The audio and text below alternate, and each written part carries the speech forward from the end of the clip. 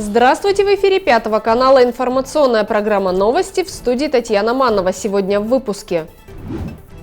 Коронавирус продолжает мутировать. Сокращен срок действия ПЦР-теста. Полет мысли на духовно-нравственную или философскую тему с опорой на источники. Соответствие теме и аргументация. Интинские выпускники написали итоговое сочинение. Маяк, янтарь, витязь, молния, весна, чайка, заря. В Интинском краеведческом музее представлена уникальная коллекция советских часов. Более 3 часов глава Республики Коми Владимир Уйба отвечал на вопросы жителей региона в прямом эфире телеканала «Юрган».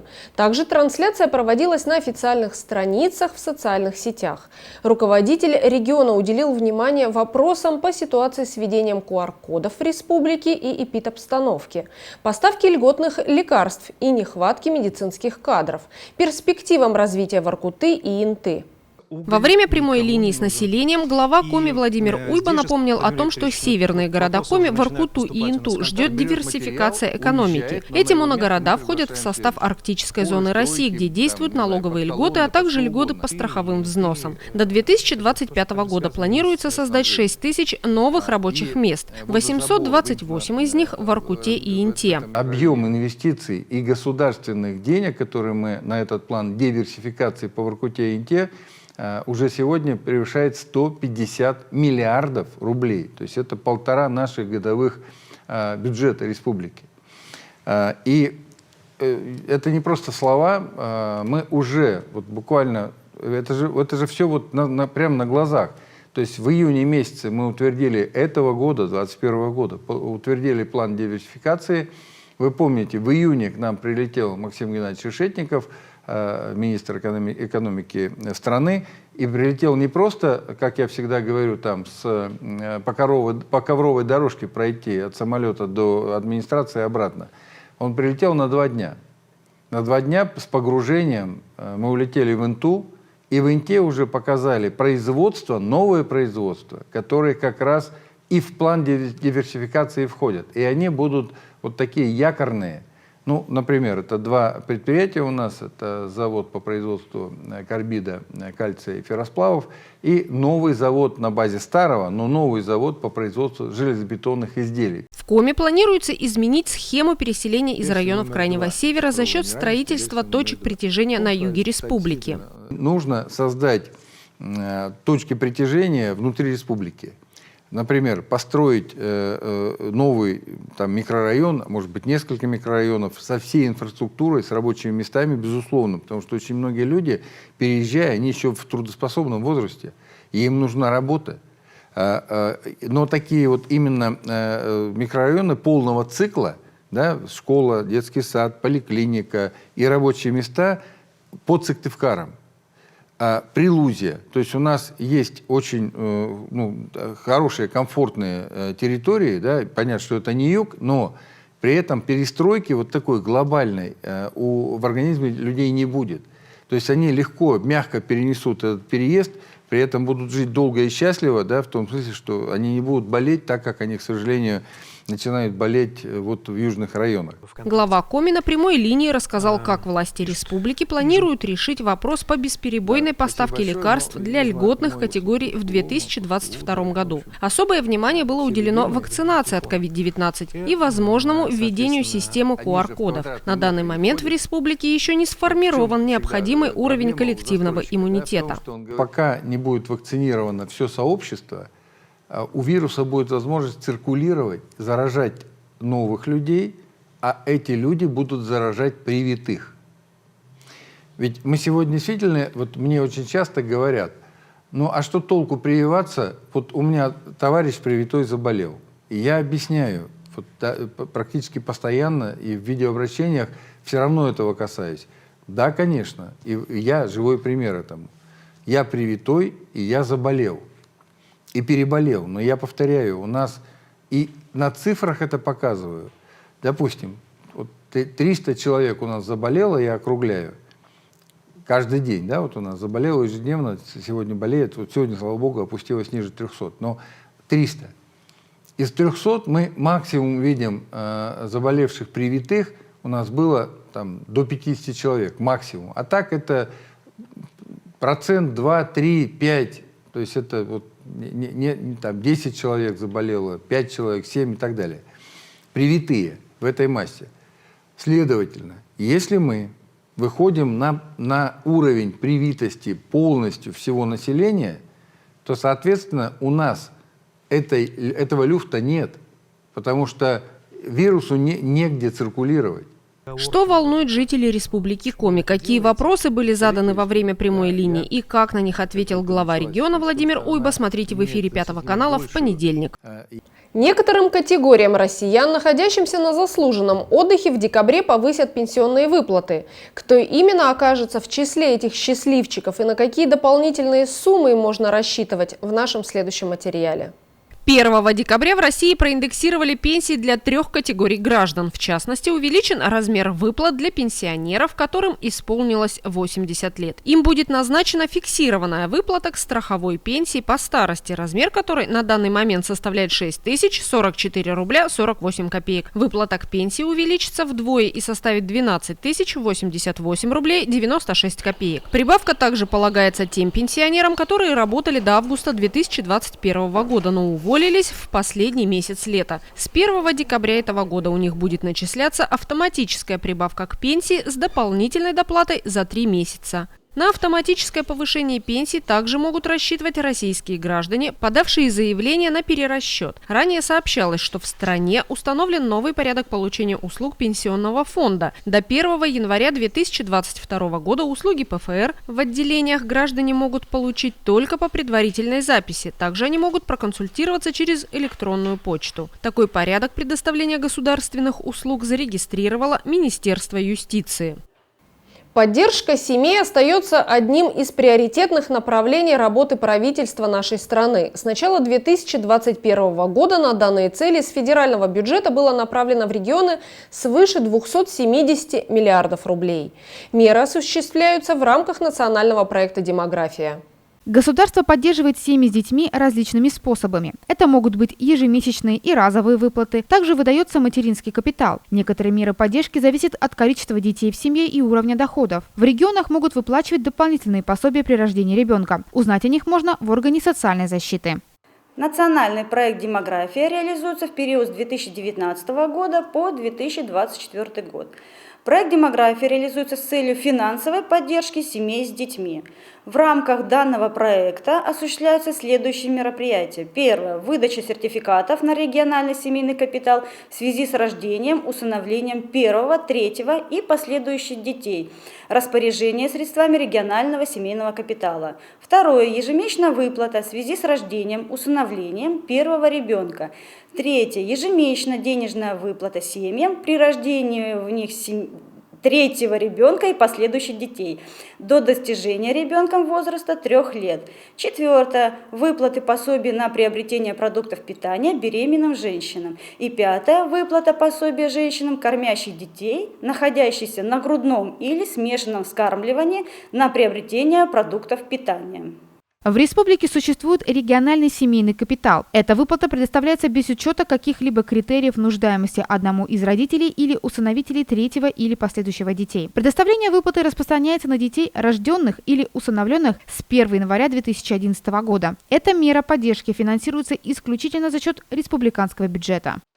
В числе самых востребованных мер поддержки семей с детьми – оформление сертификатов на региональный семейный капитал и распоряжение средствами капитала. И это вполне закономерно, так как средства регионального семейного капитала можно использовать как целиком в размере 150 тысяч рублей, например, на ремонт и приобретение жилья, так и частями в виде ежегодной единовременной выплаты в размере 25 тысяч рублей на возмещение расходов по оплате ЖКУ, услуг дошкольных учреждений, оплата налогов семьи, подготовка детей к школе. С января этого года сертификаты на региональный семейный капитал получила 41 интинская семья, где родился первенец. 17 из них уже потратили деньги на общую сумму 1 400 000 рублей. За получение сертификатов на региональный семейный капитал при рождении первого, так и третьего ребенка и последующих детей можно обратиться в Центр социальной защиты населения по месту жительства или место пребывания, или в любой МФЦ-центр «Мои документы» на территории Коми. Сделать это можно в удобный день для семьи, в период сразу после рождения ребенка или спустя какое-то время. Никаких временных рамок, связанных с обращением за сертификатом на капитал, законодательством не установлено. Для семей с 3 и более детьми эта мера социальной поддержки также актуальна. Сертификаты регионального семейного капитала были вручены 29 семьям, но денежными средствами в этом году воспользовались большее количество интинцев – 63 такие семьи. В России сократят срок действия ПЦР-теста из-за омикрон-штамма коронавируса и его особенностей. Теперь тест будет действовать не 3 дня, а 2. Несмотря на то, что в стране пока не выявили заражение этим вариантом вируса, власти решили ограничить срок действия теста из-за повышенной заразности штамма. Роспотребнадзор выступил за сокращение срока действия ПЦР-теста на коронавирус с 72 до 48 часов. Об этом сообщила глава Роспотребнадзора Анна Попова на президиуме Координационного совета при правительстве Российской Федерации по борьбе с коронавирусом. С учетом особенностей нового штамма омикрон, его повышенной заразности и потенциальной способности вызывать гораздо более быстрый ответ организма, принято решение ограничить срок действия ПЦР-теста, сказала Попова. Также главный санитарный врач страны напомнила, что в России действует норматив, согласно которому срок выполнения лабораторного исследования на COVID-19 не должен превышать 24 часа с момента поступления биологического материала в лабораторию до получения его результата человеком. Срок доставки анализа до лаборатории также ограничен сутками. Таким образом, с момента сдачи теста пациентам до выдачи результатов может пройти не более 48 часов. Все ПЦР-тесты, применяемые в России, эффективны, в том числе для выявления нового штамма коронавируса омикрон, заявила глава Роспотребнадзора Анна Попова. Мутации, которые присущи штамму омикрон, повышают заразность вируса, усиливают связываемость с рецепторами, потенциально усиливают проникновение вируса в клетки и влияют на увеличение инфекционности, очевидно. Таким образом, новый вариант действительно вызывает серьезные опасения и требует немедленного всестороннего изучения. Если ранее ученые на основании данных моделирования высказали предположение, что штамм Дельта практически исчерпал свой потенциал становления более опасным, и стагнацию определенную мы видели, штамм Дельта был всюду, хотя мы видели и внутри Российской Федерации разделение его на 5 ведущих подлиний и еще 5 вторичных подлиний, которые несколько отличались друг от друга отдельными мутациями в геноме, но без существенных изменений свойств. Сейчас же, по истечении полугода, напомню, что предыдущая значимая мутация также была заявлена полгода назад, практически полгода назад, в апреле текущего года, а предыдущая еще полгода в декабре 2020. Вот после нескольких месяцев новый штамм с большим количеством мутаций, которых не было у Дельты, дал о себе знать. Риски, безусловно, сегодня очень высоки, об этом говорят эксперты во всех странах, об этом говорят ученые-эксперты в Российской Федерации, ученые Роспотребнадзора, поэтому все необходимые мероприятия сегодня значительной частью уже приняты и сейчас продолжают разворачиваться.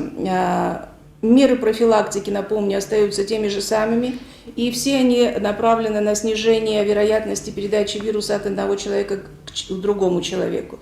Два направления мероприятий. Первое – это санитарное ограничение, разрыв путей передачи.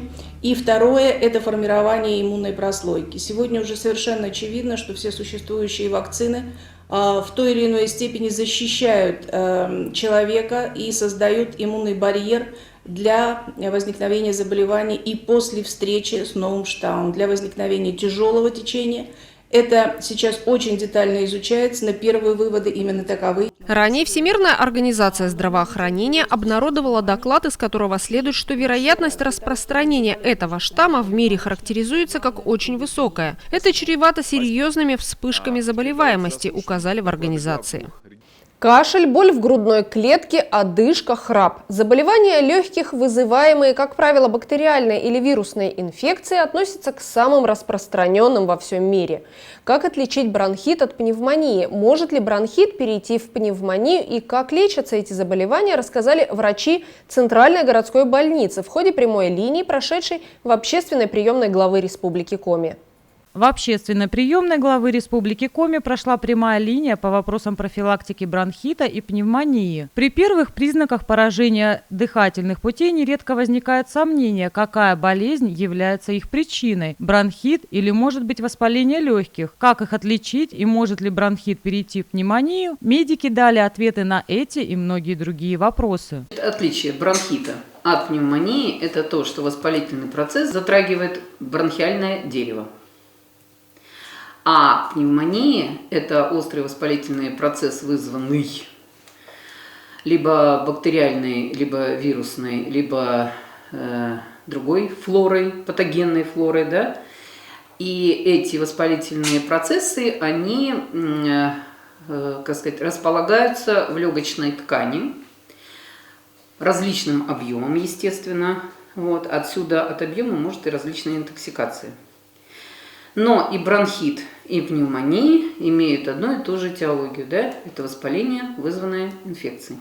Если у вас ухудшилось состояние, в любом случае нужно показаться врачу и не заниматься самодиагностикой и самолечением. Врач вас осмотрит и назначит необходимое обследование и лечение. Хотелось бы, чтобы наше население на сегодняшний день услышало действительно медицинских работников в плане чего?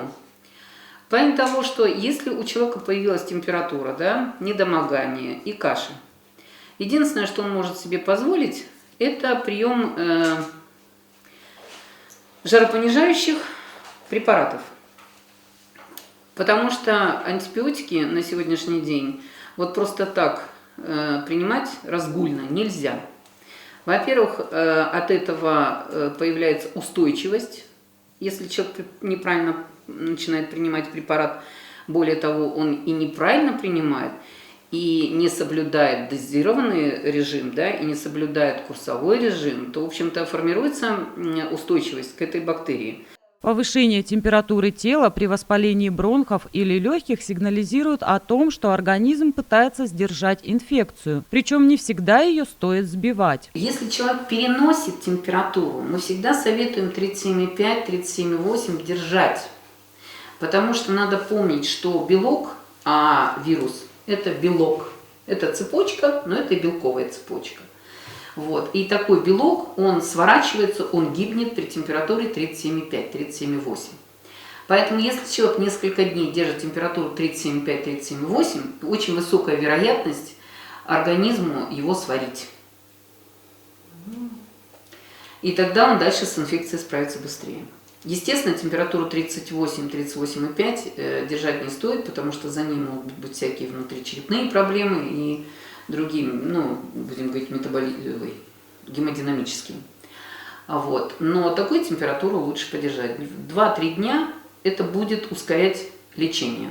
При классическом течении пневмонии характерными симптомами являются высокая, выше 38,5 градусов Цельсия, температура, сильный кашель, выраженная слабость и одышка. Это при так называемом типичном течении пневмонии. В последнее время встречаются случаи, когда пневмония протекает без повышения температуры. Температура вообще, да, это пирогенная реакция. Пирогенная реакция на гибель бактерий. То есть вот организм, вот иммунная сила, которая начинает его убивать, да, и возникает вот эта пирогенная реакция от гибели этой бактерии.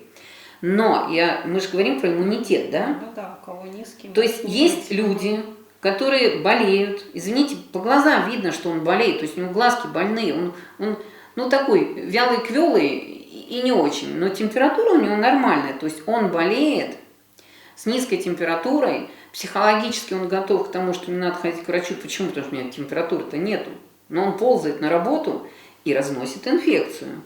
И это не только касается как бы ковидной, да, это и вирусной, и любой другой.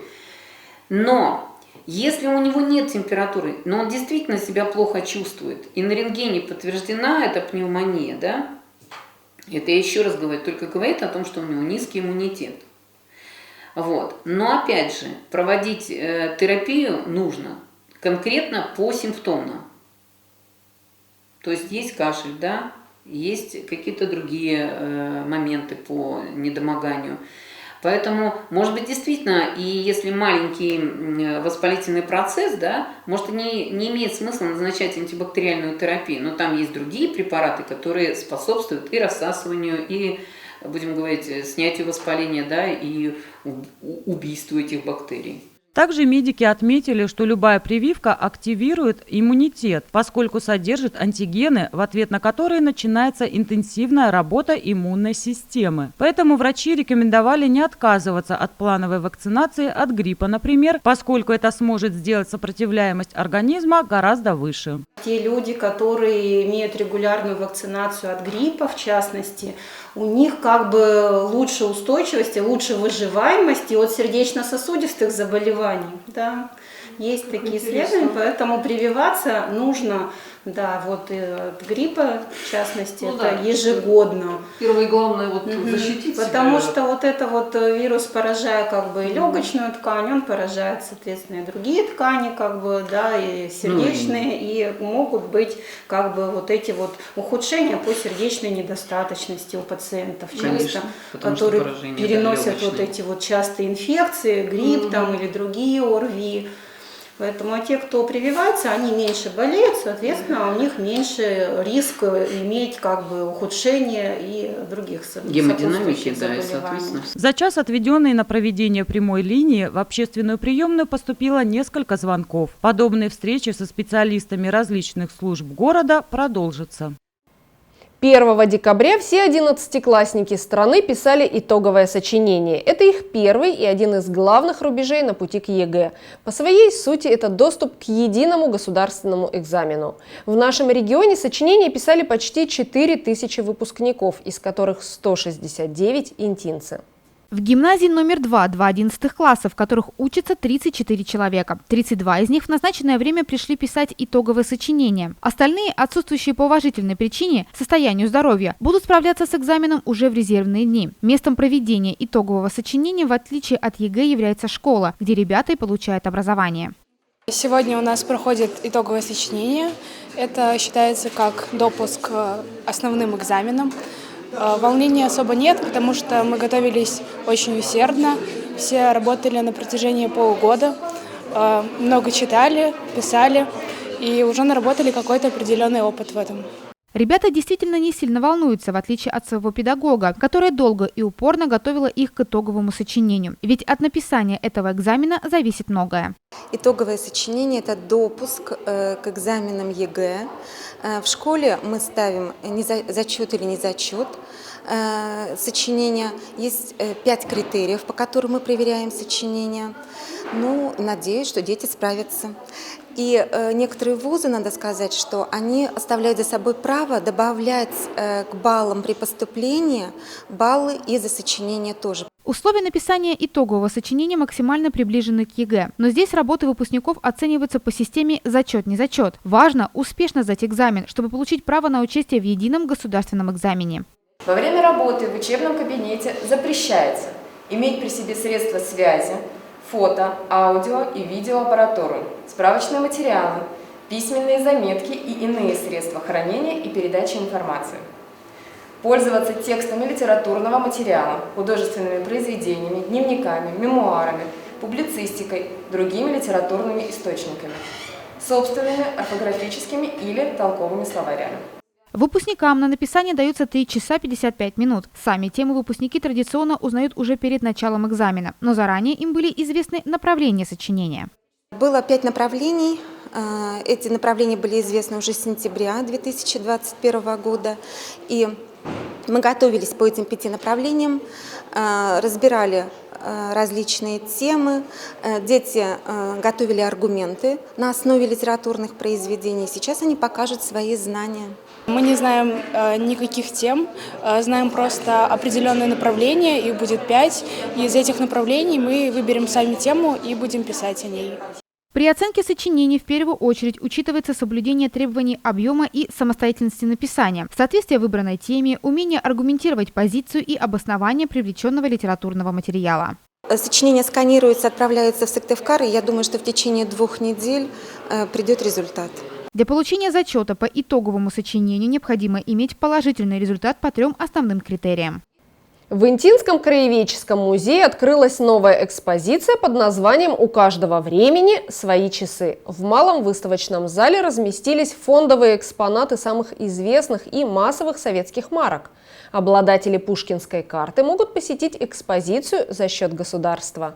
В СССР существовала мощная часовая индустрия. У советских часов не только был оригинальный дизайн, они могли потягаться в точности с известными швейцарскими механизмами. Рассвет советской часовой промышленности был связан с периодом 50-70-х годов. В результате стремительного роста объемов часового производства было достигнуто полное самообеспечение внутреннего рынка СССР часами. На выставке в Интинском краеведческом музее представлено несколько часов Орловского часового завода «Янтарь», который был основан в 1950 году для выпуска будильников, настенных, напольных, настольных часов. Первую партию будильников завод выпустил в 1952 году. В дальнейшем завод освоил полный производственный цикл, а также начал выпускать часы с кварцевыми механизмами. Часы «Янтарь» в деревянных корпусах пользовались большой популярностью и поставлялись за рубеж.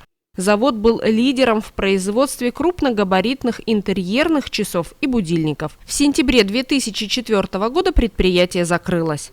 А это легендарные механические настольные часы «Маяк» в хрустальном корпусе от Сердобского часового завода. Экспортный вариант исполнен в советском монументальном стиле. Массивный хрустальный корпус, крупный циферблат, позолоченные стрелки, запас хода 7 суток. Это были достаточно дорогие часы для того времени. Их продажная стоимость в 1965 году составляла 28 рублей, что было равно примерно трети от заработной платы советского человека. Но, как ни странно, в розничную продажу они поступали в ограниченном количестве. Большая часть уходила на экспорт. Экспонаты собраны в Инте. Это экспонаты, которые передали музею жители города в большей части. В выставке представлено более 40 экспонатов. Большинство экспонатов выпущено в Советском Союзе, такими заводами, как «Маяк», «Янтарь», «Победа». И в основном массового производства часы, которые выпускались. На выставке представлены часы Пензенского завода «Заря», Челябинского завода «Молния», второго московского завода «Слава» и других известных в советское время предприятий. Производство часов в СССР прошло трудный путь. На пике своего развития в конце 20 века в СССР действовало около 15 крупных часовых заводов. По разным оценкам в год выпускалось от 50 до 70 миллионов часов. До трети от этого количества СССР экспортировал в другие страны. Будильники наручные, карманные, кварцевые, маятниковые, с боем и кукушкой. Сотрудники Интинского краеведческого музея приглашают и интинцев, и гостей города познакомиться с историей часов. Фондовая выставка под названием «У каждого времени свои часы» участвует в проекте «Пушкинская карта». Школьники и студенты могут посетить экспозицию как группой, так и индивидуально. И в завершении выпуска объявление. 6 декабря с 14 до 15 часов в общественной приемной главы Республики Коми состоится прямая линия по вопросам противодействия коррупции. На вопросы горожан будут отвечать представители прокуратуры и следственного отдела Инты. Телефон прямой линии 621 67. И это все, о чем мы хотели рассказать вам сегодня. Смотрите новости на 5 канале и будьте в курсе значимых событий Инты. Всего доброго и до свидания.